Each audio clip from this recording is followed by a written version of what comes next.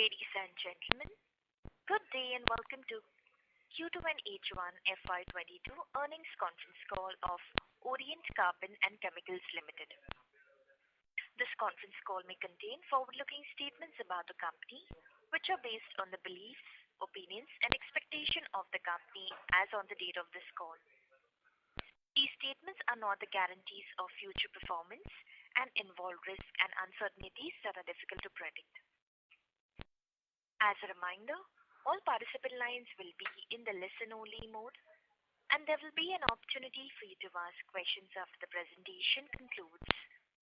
Should you need assistance during the conference call, please signal an operator by pressing star then 0 on your touchtone phone.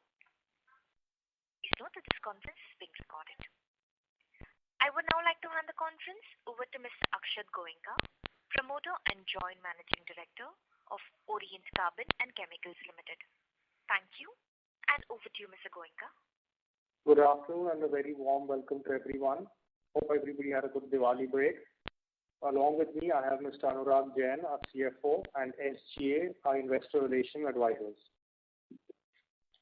We have uploaded our results and investor presentation for the quarter and half year ended 30th September on the stock exchanges and the company website. Hope each one of you have had a chance to go through the same. I am pleased to share that the Board of Directors has declared an interim dividend of rupees 7 per equity share, that is 70% of the face value of rupees 10 each for the financial year 21-22. This increase in interim dividend is in line with our new policy. Coming to the performance of the company, we have witnessed revival in demand post second wave of COVID. Improvement in economic activities, accelerated vaccinations, and significant decline in COVID cases has resulted in normalization of replacement and OEM tire demand in domestic and international markets. The business environment looks stable except for Southeast Asian markets which are still affected by COVID. Over the past few months, raw material prices have been on an increasing trend. Businesses across industries are facing the input cost inflation, and we are no exception to this. Price of every raw material that goes in has been rising sharply, and we have yet not seen the cost softening. The sharp increase in raw material prices along with high freight costs has resulted in lower margins and impacted our overall profitability because of the time lag in raising the finished product prices. Our competition has plants across the world, hence it's always a challenge to recover higher freight costs. Our company continues to be focused on improving operational efficiencies and are continuously taking steps towards controlling costs. In the long run, we expect margins to normalize. Coming to our expansion project, we have completed our phase 1 of insoluble sulfur, and the company is in the process of starting trial runs. We expect to commission the project at end of November 2021. The acid plant, however, will spill into December as one crucial part is still in transit from the US and it was delayed due to the various issues with logistics. However, optimum utilization of the new line may only happen in calendar year 2023, as currently even our existing capacities are only at approximately 80 to 85% utilization levels. Regarding phase 2, we are continuously monitoring the situation and expect to start ordering the machinery sometime in the second half of calendar year 2022 to have it come on stream for the calendar year 2024. We will again review this in a few months. Our company is focused on developing higher grades of IS and improving penetration into developed markets like Europe and North America. Our company aspires to gain a market share of approximately 10% in North America in the next 3 years. We are currently facing serious challenges, however, there due to the exorbitant freight rates which render us uncompetitive, as well as companies preferring local suppliers due to the uncertainties in logistics. Post the second wave of COVID, our subsidiary business Duncan Engineering has started performing well, and we are seeing very good growth in the order book over there. Now I would like to hand over the line to Mr. Anurag Jain to update you on the financial performance of the company. Thank you, Akshat. I will now take you all through the standalone financials of the company. Total income income for Q2 FY22 stood at rupees 100.9 crores as compared to rupees 86.5 crores in Q1 FY22 and rupees 81.8 crores in Q2 FY21. Q-on-Q growth of 17% and YOY growth of 23% was on the back of revival in demand post the second wave of the pandemic, normalization of replacement and OEM demand in domestic and international markets. EBITDA for Q2 FY22 stood at rupees 24.3 crores as compared to rupees 22.8 crores in Q1 FY22 and rupees 33.5 crores in Q2 FY21, a growth of 7% quarter on quarter. EBITDA margins for Q2 FY22 stood at 24.1%. Margins have been impacted due to a sharp increase in raw material prices and freight costs, and RM pass-through normally happens with a lag of 3 to 6 months. However, we are continuously focusing on improving operational efficiencies and taking steps to control costs. Profit after tax for Q2 FY22 stood at rupees 12.6 crores as compared to rupees 12.4 crores in Q1 FY22 and a growth of 2% Q-on-Q and rupees 20.4 crores in Q2 FY21. Our PAT margins for Q2 FY22 stood at 12.5%. As far as the half-year numbers go, total income for H1 FY22 stood at 187.3 crores as compared to rupees 128.8 crores, a year-on-year growth of 25%. For H1 FY22, EBITDA stood at rupees 47.2 crores as compared to 42.5 crores, a year-on-year growth of 11%. Margins for half-year stood at 25.2%. Profit after tax for H1 FY22 stood at rupees 25.1 crores as compared to rupees 21.8 crores, growth of 15% year-on-year. Margins for half-year stood at 13.4%. With this, I would like to open the floor for questions and answers. Thank you very much. Ladies and gentlemen, we will now begin the question answer session. Anyone who wishes to ask a question may press star and 1 on their touchtone telephone. If you wish to remove yourself from the question queue, you may press star and 2. Participants are requested to use handsets while asking a question. Ladies and gentlemen, we will wait for a moment while the question queue assembles.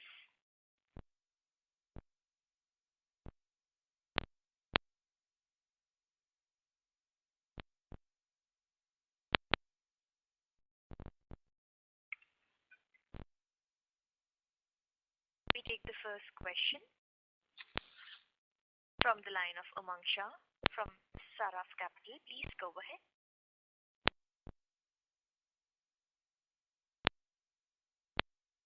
Mr. Umang Shah, you may please go ahead with your question. Your line is unmuted. Yeah, am I audible? Yes, sir, you are. Yeah, thank you. Thank you for taking my question. Sir, the first question was, sir, that increasing freight rates, the imported insoluble sulfur in India will also be getting expensive. So are we gaining any market share in the domestic segment? So the imported insoluble sulfur mainly comes from Asia itself. So even though it is getting expensive, the per ton increase in cost is not substantial, which is quite so if it gets exported to say America or Africa or Europe. So yes, right. There is an impact, but we can't see that impact currently on the prices. Right, sir. Sir, and the second question was, you mentioned in your initial comment that your global customers are getting some purchases from low-cost manufacturers. So, sir, who would they be on, and from which geography would they be coming from? Please repeat the question.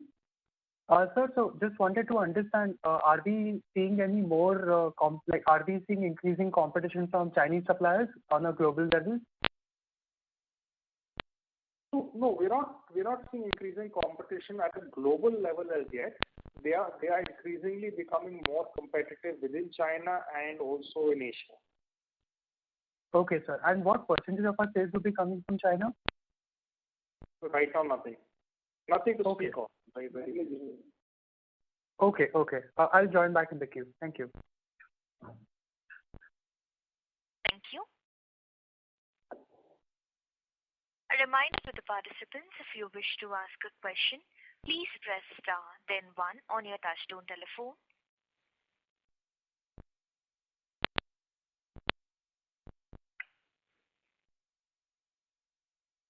The next question is from the line of Atul Kothari from Projwell Securities. Please go ahead.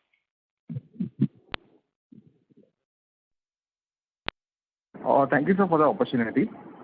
Sir, I have a couple of questions. My first will be, sir, how have the export markets performed in the quarter gone by? So have we started seeing demand traction from North America and the European market? See, in export market, there has been a little slowdown in Asia on account of pandemic. European market has been normal, and American market again has been normal. The demand has been normal, our supplies has been this. But as far as Asia is concerned, there has been a little bit of slowdown. Sir, as far as Asia is concerned? There has been a little bit of slowdown because of pandemic. Okay. And sir, demand has not yet revived fully. Okay, sir. And sir, have we added any new customers or have we garnered more business from existing customers? This is an ongoing process. It keeps happening. Okay, sir. And sir, may I know as to which are the main regions where sulfuric acid is sold? Sulfuric acid is basically sold for battery, for fertilizers, for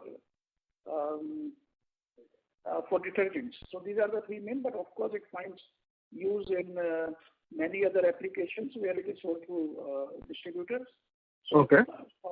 Finds use in pickling of metals. It finds use in cement industry, many industries. Okay.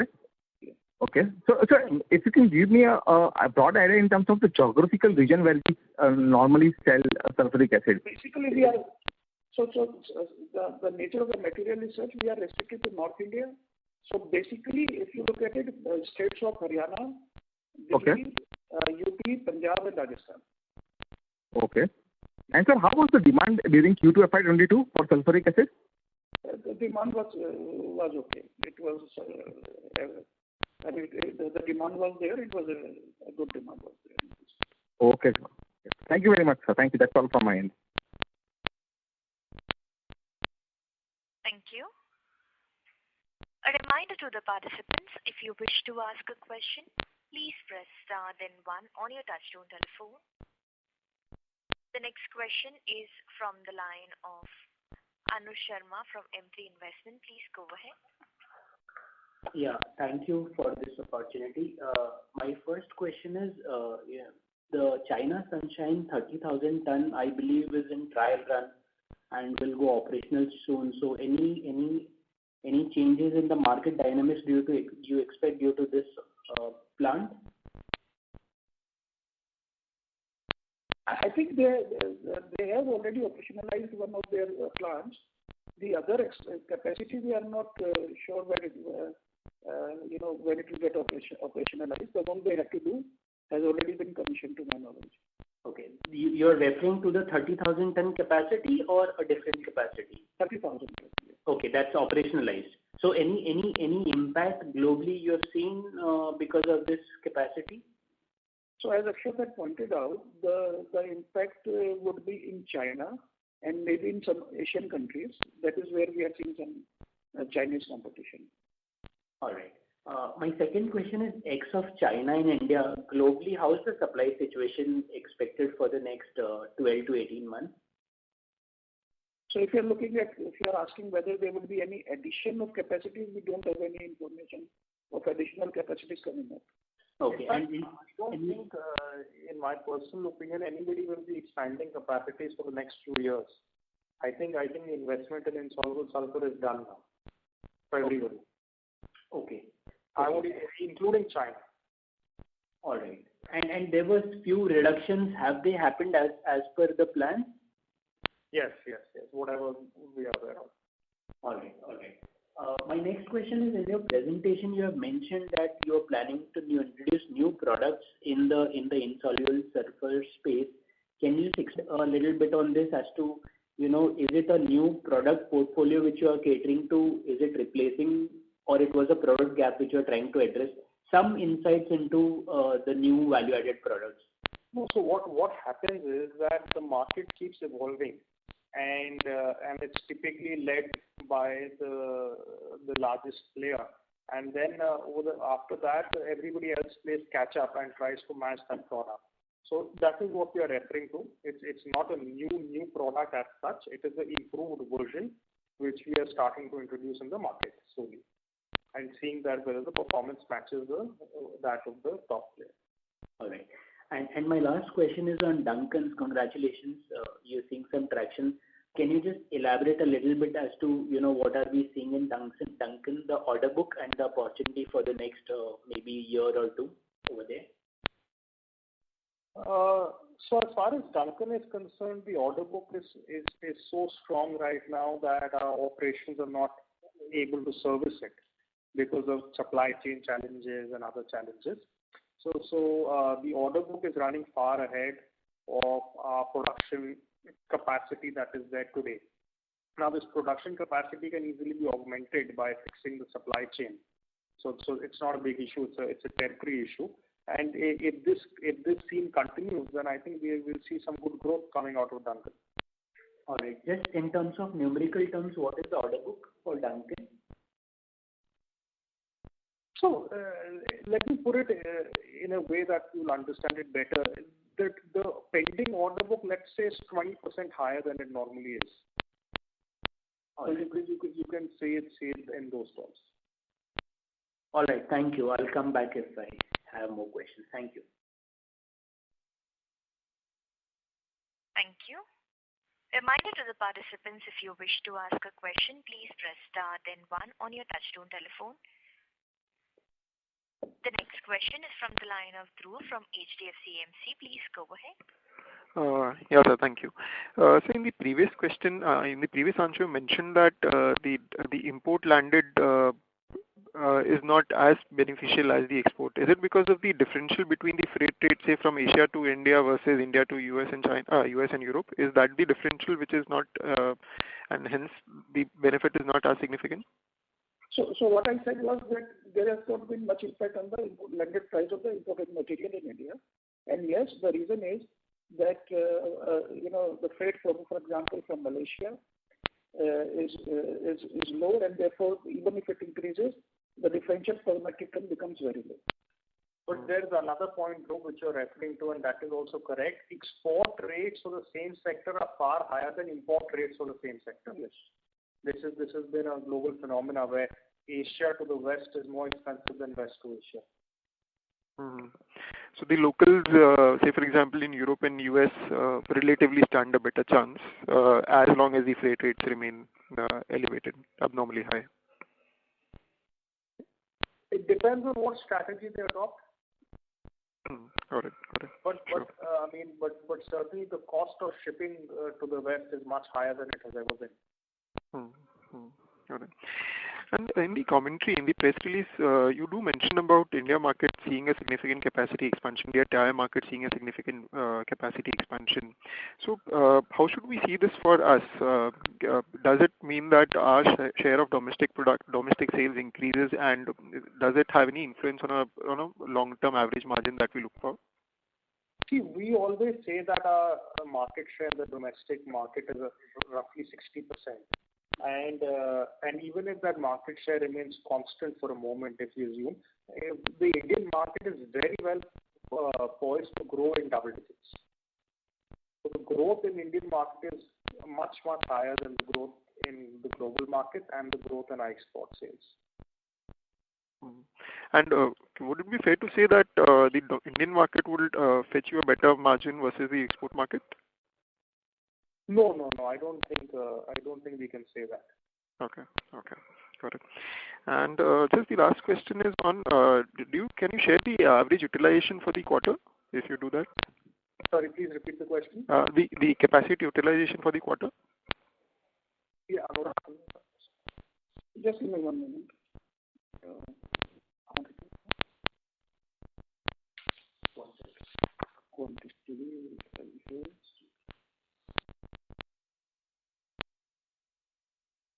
Just give me 1 moment.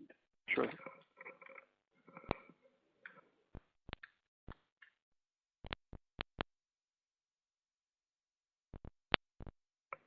It's about 80%. Okay. Sure, sir. Thank you so much and all the best. Thank you. Thank you. The next question is from the line of Faisal Hawa from HG Hawa and Company. Please go ahead. When do you feel that we will next, look for any kind of capacity expansion in our core business? And what is going to be our policy for free cash flow being generated? So regarding the capacity expansion, we have another 5,500 tons lined up, which we'll probably activate sometime in 2022. Beyond that, right now there are no plans. As far as our policy for free cash flow, we have already outlined it in a new dividend policy, which is on the website, where we are going to basically be paying out up to 50% of PAT, which will probably amount to our entire free cash flow. It will be going out as dividend. Thank you, sir.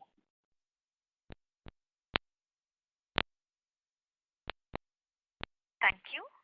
The next question is from the line of Keshav Garg from CPIPL. Please go ahead. Sir, wanted to understand that our revenue in this quarter was 97 crores, whereas in December 2020 quarter it was 106 crores. And sir, I understand that we must have taken some price hike during this period. So then how is it that our revenue is lower than it was 3 quarters back? So as we have explained, the revenue was lower because we did not see growth in the European market, and there was a decline in the Asian market. So obviously, the total sale in quantity terms was lower, and that is where the revenue is there. Okay. So our volumes fell basically as compared to. Yes, the volumes in the December quarter are lower in this quarter. Okay, and what kind of price hike have we taken during this financial year FY22, and how much are we planning to take in the remaining part of the year? So if we compare this quarter, we have already taken a price hike of we have taken a hike of about 5% in this quarter, and in the coming quarter again there would be some increase. We have already asked for increase in the coming means this October, November, December quarter. Okay. And also, as far as our realizations are concerned, so like you were mentioning that we are constantly trying to come out with new grades of insoluble sulfur. So basically, how do our realizations compare with the market leader as well as the Chinese companies? So, I mean, are we selling at a discount or a premium to the competition? So we are not selling at a discount. That is not our selling proposition, and obviously we are not selling at a premium. So we would say that we would be getting roughly the same realization as our competitors are getting on different geographic areas. Okay, so with these new variants that we are trying to come out with, so is there scope for significant increase in realizations going forward, or it will be primarily volume led? I wouldn't say that. So these are as I said, more iterative improvement. This is not a radically new product. Okay. So not much scope from there. And lastly, wanted to understand that sometime back, some private equity company acquired the market leader. So, I mean, what impact are you seeing in the market? Are they trying to undercut prices and push volumes, or what kind of impact are you seeing, if any? So I actually read in the news recently that their transaction closed on 1st of November. So I think it is, now we will see how they want to behave in the market. It's available on the news. I saw it there. Okay. So too early to comment. Okay, thank you very much. 1st of November it closed. Thank you very much.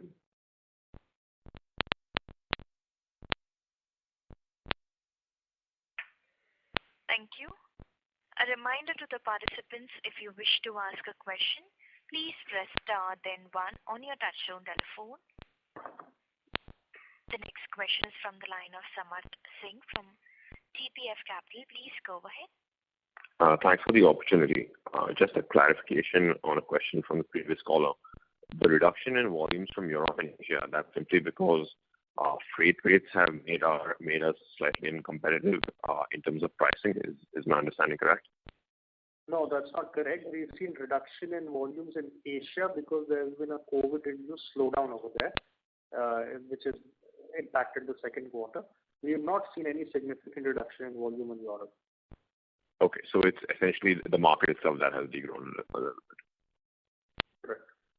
Okay, and you made a statement on in terms of exports, our pricing is becoming slightly uncompetitive due to high freight rates. Now, I believe majority of our repricing is going to happen in quarter 4, starting January. So, when you say our pricing is uncompetitive, is that post pricing, or is it already the case? See, I couldn't understand what you said. I could understand you were saying something about Q4, but unfortunately I couldn't understand the rest of it. On the last call, I believe we said that starting Q4, a majority of our contracts will be repriced. So the contracts are, that is right. So as I said earlier also, we have the net price increase from Q1 to Q2 has been about 5%. And we are pushing for, we are getting some price increase in Q3 also, and Q4 also, but unfortunately for us, the raw material prices have increased, have kept on increasing, and they have not stopped yet. Right. So my question was, in our opening statement, we said that in terms of exports, because of freight rates, we are already having our pricing is competitive. So my question. Hello. Yes, sir. Hello. Thank you. The next question is from the line of Dhiral from Phillip Capital. Please go ahead. Yeah, good afternoon, sir, and thanks for the opportunity. Sir, as you said that our market share in domestic market is almost 60%. So I wanted to know, so how about the remaining 40%? Is it supplied by some import players, or is there any domestic players? It's basically 100%. So we are only domestic player, and the rest is catered by imports. Okay, and how about the pricing of the imported material as well as our? Comparable. Okay. And sir, when you said that you are looking to grab 10% market share in North American region in next 3 years, so how big is this market in terms of size? Around 40,000 tons. Okay, so currently are we supplying anything to North America right now? We are supplying. And sir, how much it would be? No, that is something which is difficult for us to disclose. But yes, we are supplying, and we are a constant supplier. Okay, so in terms of revenue, how much North America contributes, sir? Maybe in terms of revenue? You are asking the same question in some other way. I'm sorry, I cannot reply to that. Okay, not an issue. And sir, what is the ideal fixed asset turnover in our business? What is the? Fixed asset turnover. As you are, you are expanding the capacity, so wanted to know the capex which we are doing of 216 crore. So, what will be the incremental revenue in that? So the incremental revenue should be, just give me a moment because the prices keep on changing. Just give me a moment.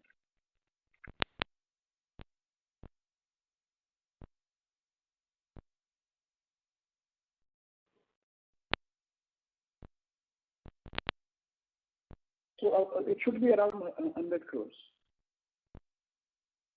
Because it includes the sulfuric acid plant also. Okay, so this 11,000 plus the 42,000 sulfuric plant, both would generate 5,500 plus the sulfuric acid. Okay. Another 5,500, that is additional 65 to 70 crores. Okay, of 11,000, right? Yeah. Okay. Thank you so much, sir. That's it from my side.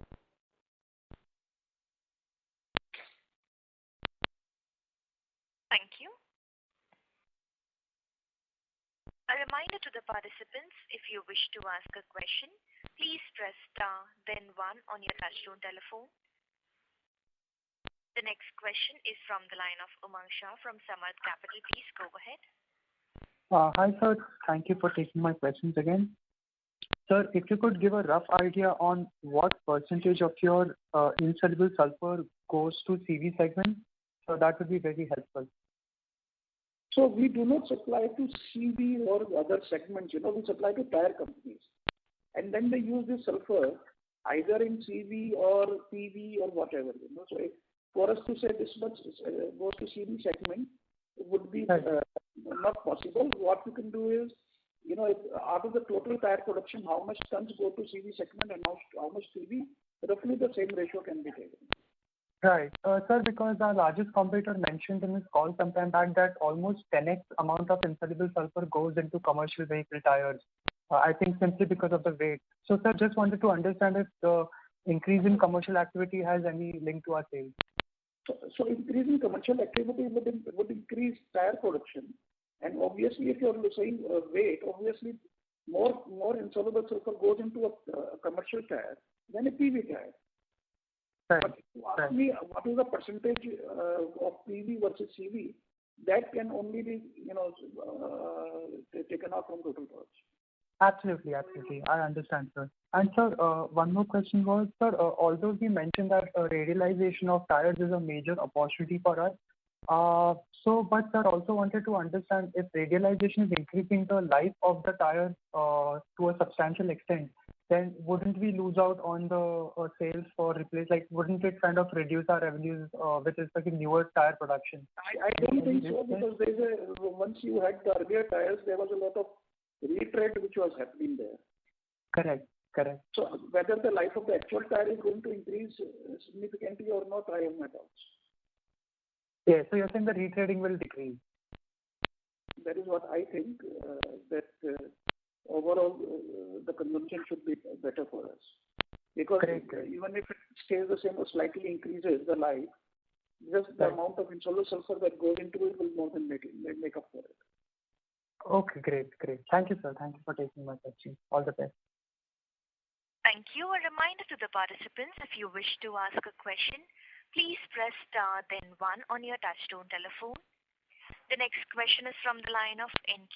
Jagannathan, individual investor. Please go ahead. Yes, thanks for the opportunity, sir. Just a couple of questions. Sir, about the freight cost, that's my first question. Is it cooled off for now, or is it still increasing? The trend in November, we have started seeing a slight decrease in international freights. Okay, so for now it is cooled off. And it has started to come down a little bit now. Okay, sir. So, 2-3 quarters before, you told that there is some sort of demand-supply mismatch happening globally. Is it still the case? And if it's so, how is the tire manufacturing expansion going on in India? Can be the solution to this problem? So the demand-supply mismatch would still be there because the demand has not yet risen to its full potential yet. And I did not get your second question, please. The tire manufacturing expansion happening in India over the next 2 years or so. Will that be able to solve the issue of the demand-supply mismatch? That's what. No, again, I think so. You were saying that there would be tire capacity and production expansion in India. But what is basically asking is, after this expansion, will be able to sell out the additional capacity? That is what we hope. That we are able to sell out our additions, a significant part of our additions in the expansions in India. Okay, sir. Thank you, sir. That's all from my side.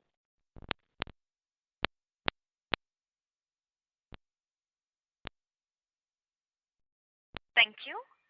Reminder to the participants, if you wish to ask a question, please press star then one on your touchtone telephone. The next question is from the line of Jayesh Parekh from JMP Capital. Please go ahead. Sir, can you give me a small clarification whether this insoluble sulfur will find any application in lithium battery going forward? No, I do not think it will find any application in lithium batteries first. Thank you, sir. Thank you. Thank you. A reminder to the participants, if you wish to ask a question, please press star then one on your touchtone telephone. The next question is from the line of Manan Jain, individual investor. Please go ahead. Hello, sir. Good afternoon. So I wanted to ask, as you said in the opening comments, that we are experiencing heavy cost inflation in raw materials. So do you have any expectations on when we would see any cost softening in the raw materials? So our expectation was that we should have seen it in the month of September itself. Unfortunately, it's still going up. The sulfur prices are going up. They continue to go up. And frankly, your guess is as good as mine, because we don't see any logic in it going up as of now. Okay. And whatever price increases that we're discussing with our customers currently in January and that we've discussed now, do you expect to pass all the raw material cost increases to them in these price increases? So what's happening is, of course, whatever prices, for example, were there in September, we talked about that in the month of wherever we were discussing Q3 prices. So which we do in September. So August prices were taken into consideration, but then the prices increased in September, they increased in October, and they have increased in November as well. Mm-hmm. Again, when we are talking Q4 prices, we have taken the current prices into consideration. Okay. Understood. And regarding your capacity expansion that you are currently taking, that you expect to commission, you would have a total of about 40,000 tons in insoluble sulfur. So when do you expect to reach optimum utilization for this total capacity of 40,000 tons? Calendar year 2023. Calendar year 2023. And you would consider the second phase of capacity expansion only in calendar year 2023, right? No, if we have a visibility that we are doing this and we need the additional quantities in 24, then we need to kickstart the project somewhere in the middle of 2022. Okay, understood. And just one more question again. So what is the incremental revenue that you expect? I was not able to understand it at that time. What is the incremental revenue you expect from phase 1 of sulfuric acid and insoluble sulfur? So that was around 100 crores, I said. 100 crores from the phase 1. And phase 1 and phase 2 combined would be about? So that should be another 65 to 70 crores. That should be another 65 to 70 crores. Yeah. I believe the revenue has moved up since our last expectations. Is it due to the price increases that we have recently experienced? No, this is the current price. So they have moved up from our last quarter. That is, but if you look at the 6 months, the revenues are pretty much the same. So you expect the current high prices to sustain, that means, going forward for the next 3-4 years? Well, you never know what will happen. I will not hazard to make that make that prediction. All right. Thank you very much, sir. Thank you very much. That is it from my side. All the best. Thank you. Thank you. The next question is from the line of Yogansh Jiswani from Mittal Analytics. Please go ahead. Hi, sir. Thanks for the opportunity. So, like you mentioned that you are operating at around 80% utilization. Similarly, can you also share what would be the overall industry level utilization? Will that be possible for you to share, sir? I think it should be around the same, if you're talking about the global industry, it should be around the same ballpark. Okay. And given the Chinese capacity that has come in, you feel that the utilization won't go down below 80% in coming few quarters? No, we don't think that is why we are saying that, we intend to use the expansion by calendar year 23. Our expectation is that it should not go below 80%. Fair. That's really helpful. So secondly, I missed out on the incremental sale that you mentioned on the figure. There was some disturbance in the line. Can you repeat that for me? I think I'm repeating it for the third quarter. So incremental sales, so this is an estimate again, based on the current prices. We should be around 100 crores for phase 1. Fair. So, sir, will it also be possible to break it down between insoluble and sulfuric, the 100 crores? Yeah, it will be possible, but I will not be disclosing that. Sure. So, lastly, can you just provide me a number of the interest amount that we might have capitalized during the quarter? Number of? This CapEx. Interest cost that we might have capitalized for this CapEx. So for first half? So once interest capitalization first half. We will know the exact number of the total capitalization only once the plant is commissioned in the month of November. So let us go ahead. Once I get the number, I will give it to you. Sure. That's it from my side. Thank you and all the best. Thank you. The next question is from the line of Dhiral from Phillip Capital. Please go ahead. The follow-up opportunity. Sir, what is the optimum utilization, for our products? So right now we are working at 80% utilization. So what is the optimum utilization, which we can go up to? No, it can go up to 100%. Okay. Yeah. Okay.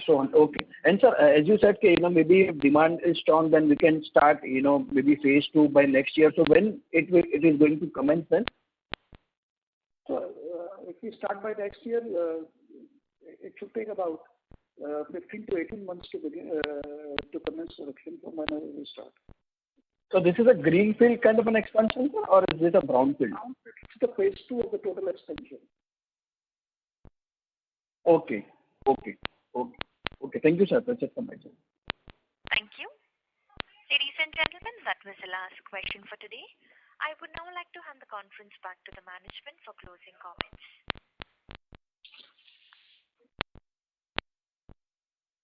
I take this opportunity to thank everyone for joining on the call.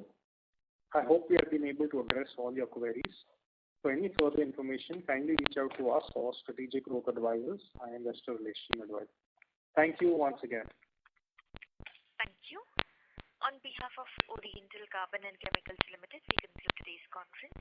Thank you all for joining. You may now disconnect your lines.